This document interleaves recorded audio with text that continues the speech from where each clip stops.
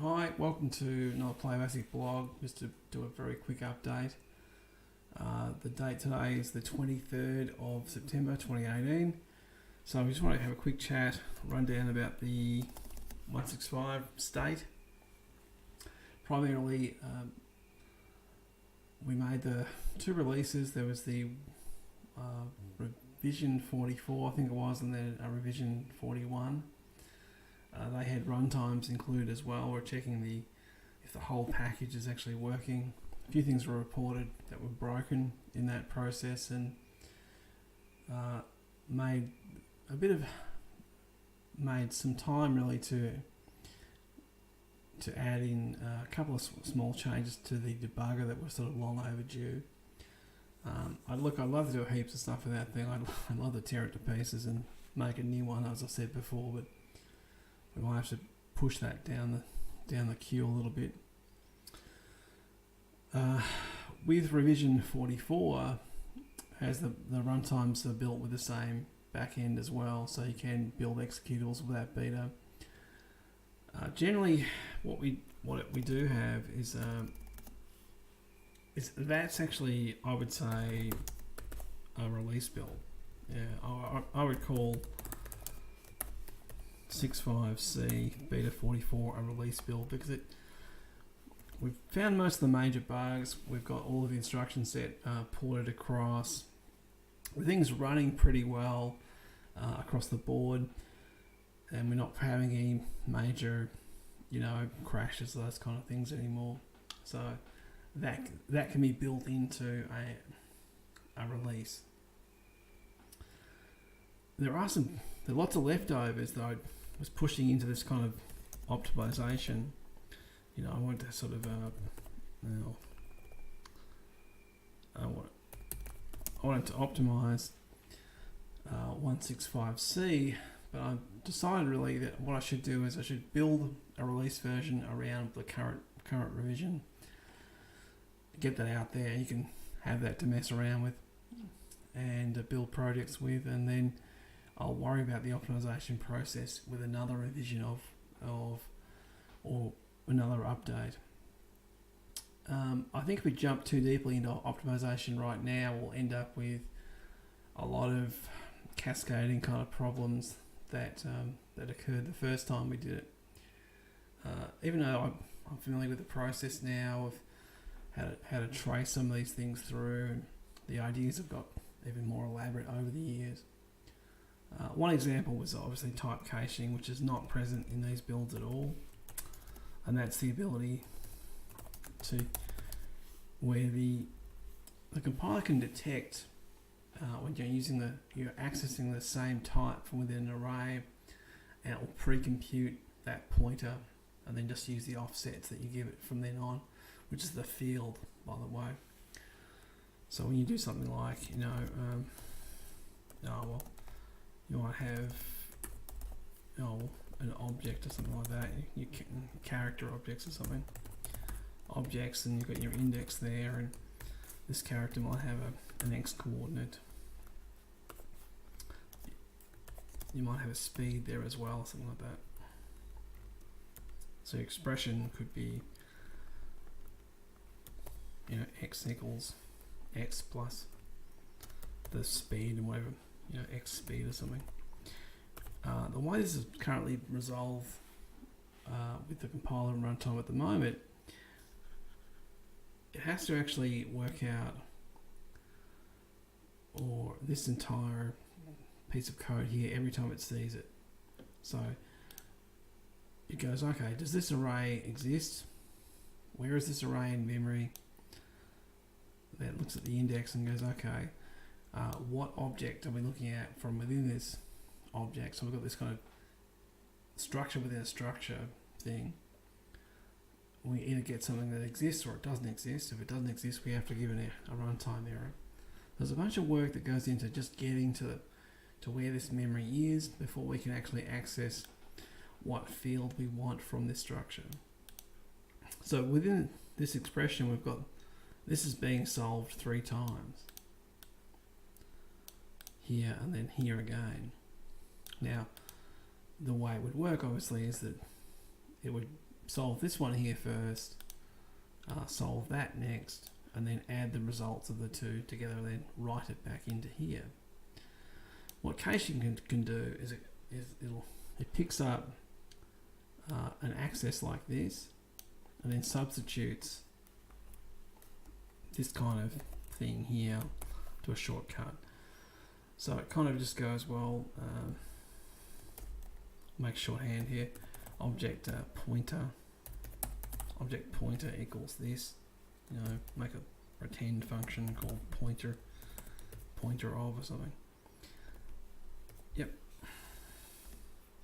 Once it has that, these just turn into a pointer that references this particular object. Now, those pointers they have no sanity checks on them at all, because it just assumes that when this was resolved initially, that this here either gives you a valid pointer or it doesn't. If it doesn't, then we have to give an error. This version here, we get less code, and the code that we do get is simpler to decode at runtime. So we end up with a very simple expression to solve that, where we're not querying allocations within the PlayBASIC runtime, which is one of the problems of kind of making BASIC in general. You've got to make it pretty safe for people, so it doesn't just crash when something doesn't exist. It has to give you a nice polite, well, this doesn't exist, or it stops and gives you an error, in other words. So anyway, this stuff here doesn't exist in this 44 revision or any of the 165C revisions at all, or 165s at all. It probably exists in some very early ones, but those early ones are not completely running on the near runtime. They're using the 50-50 decoding stuff. So in some situations, those old versions might do better on code like this. In the future, obviously the newer version will make mincemeat of this, but for this particular time it can't. So we've got this type caching stuff, which I'll just leave that on screen there for a second so you can dissect that yourself. The other one was there's a whole list of these optimizations I've been wanting to make. Some I've actually dropped in, which handle strings and redundant string operations in general. I'll give you an example. So let's say you've got length. You want to find the length of a string. In a variable, you might have a variable called a, and this returns the number of characters that are in that a variable. So that's fine. That's probably the least amount of work the runtime can do. But when we have, if a is not a variable, if a was an array, you have an index there. So what's actually happening in the way PV works, or the way the runtime works around strings, is it has to find this array here, solve the array out, find the string that we are reading from, and that will actually copy that string out. So it's copying the value out, copying it out by value. In this particular case, that's redundant. It's been copied out into a register string, and then we're calling length on it. It does this because the runtime uses persistent strings all the way through. Strings always exist; they can never not exist. There's very few exceptions where the string engine is happy to deal with strings that are null. So if you give it a null handle to a lot of these string functions, they'll generally hang or crash, or just give you garbage as a result. So what I did implement was actually a way for the runtime to recode this expression like this.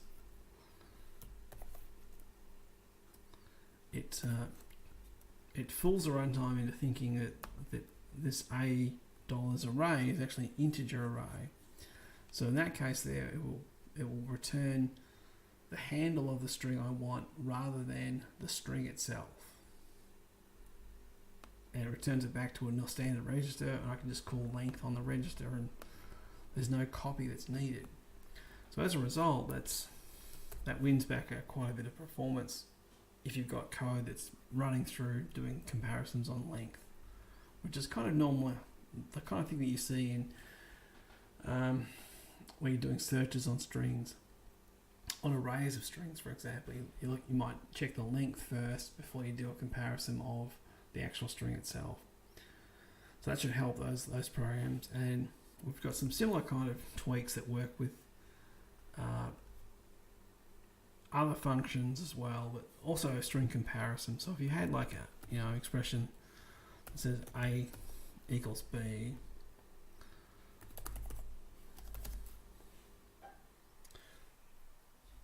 so it would do an equality test between A and B and return a boolean back in state, an integer value, just 1 or 0. The thing is, with that particular case, that's fine. But if B was an array, for example, now we've got to pull the string out of B, right? So it gets simplified here. So we kind of end up with, we've got a temp there. This expression becomes more like, temp equals B dollars index colon A equals temp.